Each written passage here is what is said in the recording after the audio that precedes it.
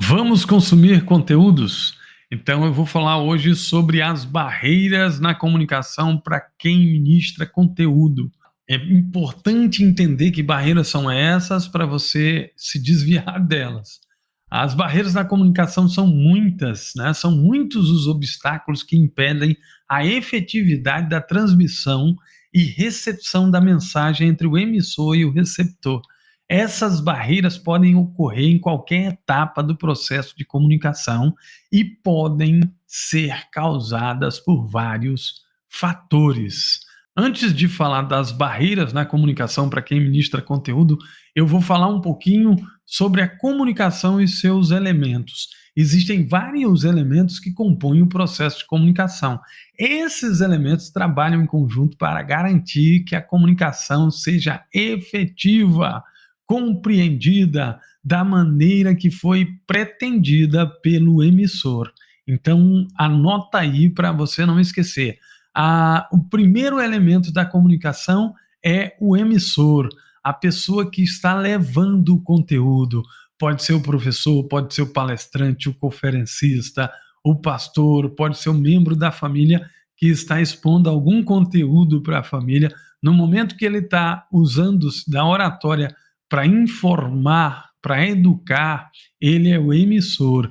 E quem é o outro personagem, né, desse processo? É o receptor, que é a pessoa que recebe esse conteúdo, né, que absorve esse conteúdo que foi estudado para ser trazido da maneira mais eficiente possível. Qual seria o outro processo? O outro processo é a mensagem, né? O que é a mensagem? É a informação que é transmitida pelo emissor para o receptor. E nós temos aqui um código, o sistema de símbolos ou linguagem que é usado para codificar a mensagem. Então, esse código pode ser o inglês, o português, o alemão, pode ser braille, pode ser libras, né? Vai ser aí o sistema de símbolos que a pessoa vai utilizar para expressar da melhor maneira a mensagem. E aí nós temos aqui o canal ou meio, é um meio físico ou tecnológico que é usado para transmitir a mensagem.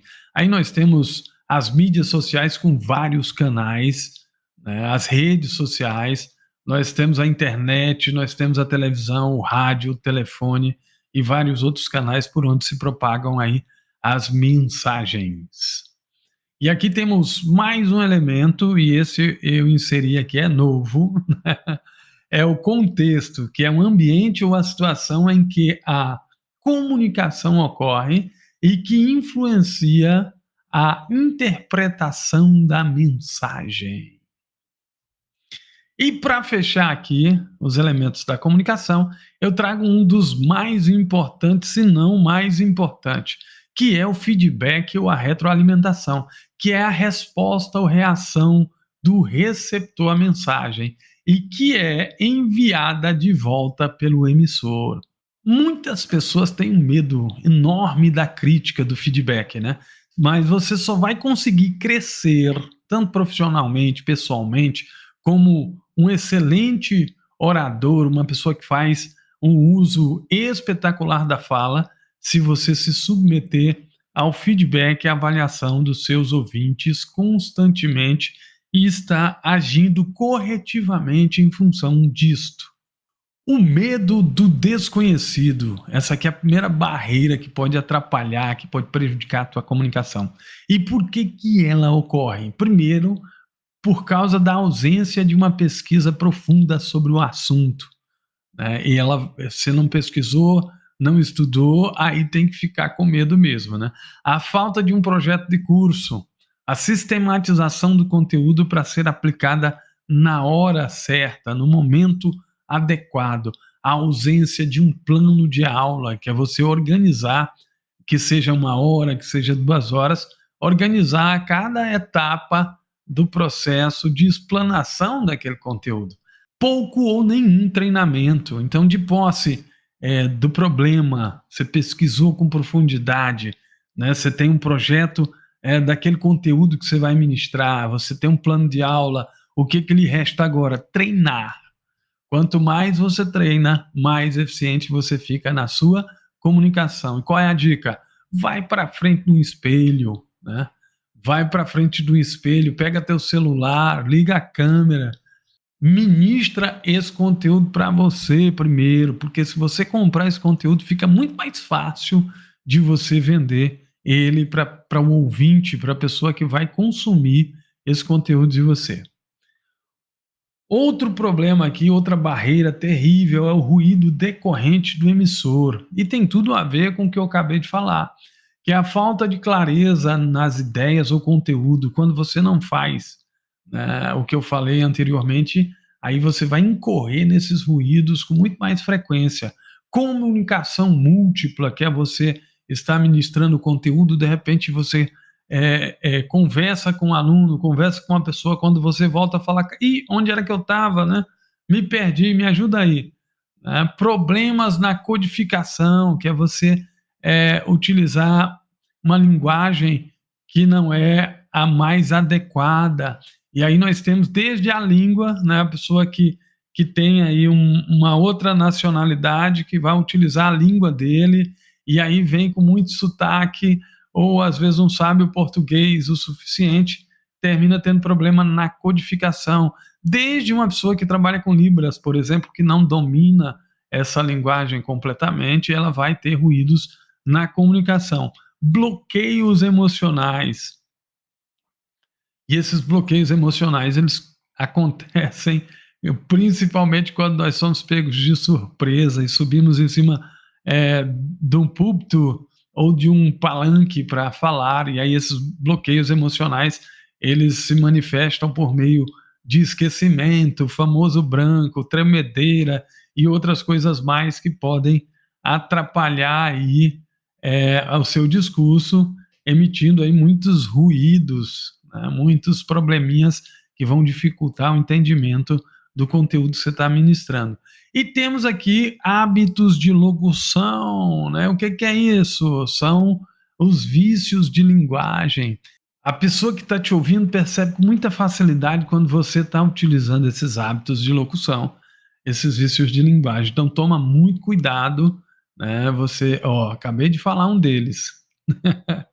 Você tem que tomar muito cuidado para não usar o né, o Tem muita gente que utiliza uma linguagem muito coloquial, rato indo, rafui. Eu sou do Tocantins. Quando eu gravei as minhas primeiras palestras, pedi para meu cunhado gravar e eu fiquei muito, mas muito envergonhado, porque eu tinha muitos vícios de linguagem. Hoje alguns ainda me acompanham, vocês vão ver, talvez só um me acompanhe, e aí vocês vão ter a chance de perceber e de me corrigir nesse processo. Outra barreira que atrapalha muito a comunicação são os ruídos decorrentes do receptor. Audição seletiva. Tem muita gente que vai para um ambiente, ele ouve aquilo que interessa a ele, o que não interessa a ele, ele pega o celular e não está nem aí. E tem pessoas que às vezes vão para o ambiente mesmo só para bagunçar. E aí não estão nem aí para palestra, para o curso, para aula, para oficina, prejudicando não só ele, mas os outros. A falta de interesse é o que leva as pessoas a se comportarem assim. A avaliação prematura, tem pessoas que fazem uma avaliação, não espera nem o cidadão olhar o bico, ele já faz uma avaliação nas primeiras palavras, da maneira que o outro está vestindo, já julga o livro pela capa. Preocupação com a resposta, então ele não faz pergunta porque ele tem medo da resposta que vai vir.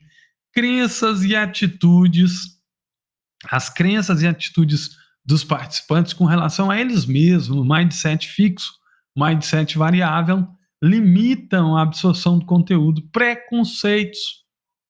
Que tipo de preconceito? Dos mais variados. Isso daí, as pessoas às vezes enxergam a outra lá na frente porque ela é religiosa, porque ela tem uma outra orientação sexual diferente da dela, ela termina criando barreiras que impedem ela de aprender o conteúdo. Experiências anteriores, então às vezes a pessoa tem alguma experiência que no decorrer da tua fala, da tua apresentação, você termina suscitando da memória dela. essas experiências e criando bloqueios para os conteúdos que você ministra. Atribuições de intenção ou atribuições de intenções. Às vezes a pessoa atribui alguma intenção na tua fala e ela se fecha. E comportamentos defensivos. Às vezes você está falando sobre um assunto e a pessoa logo se defende, logo se fecha, ou levanta a mão e aí tenta dissuadir o palestrante, professor, o interlocutor. Isso causa muito problema nas palestras. Eu vou trazer para vocês alguns exemplos logo que nós terminarmos essa apresentação. E aí nós vamos aqui para o último, né, a última barreira que eu considero importante que nós trabalhamos ela, né, que é a ausência de motivação das partes interessadas. E por que que isso ocorre? Isso ocorre por causa da cultura local. Às vezes a cultura daquela pessoal não é de assistir, a cultura daquele público não é de assistir conteúdos como os que você quer levar. E aí eu vou dar vários exemplos sobre isso.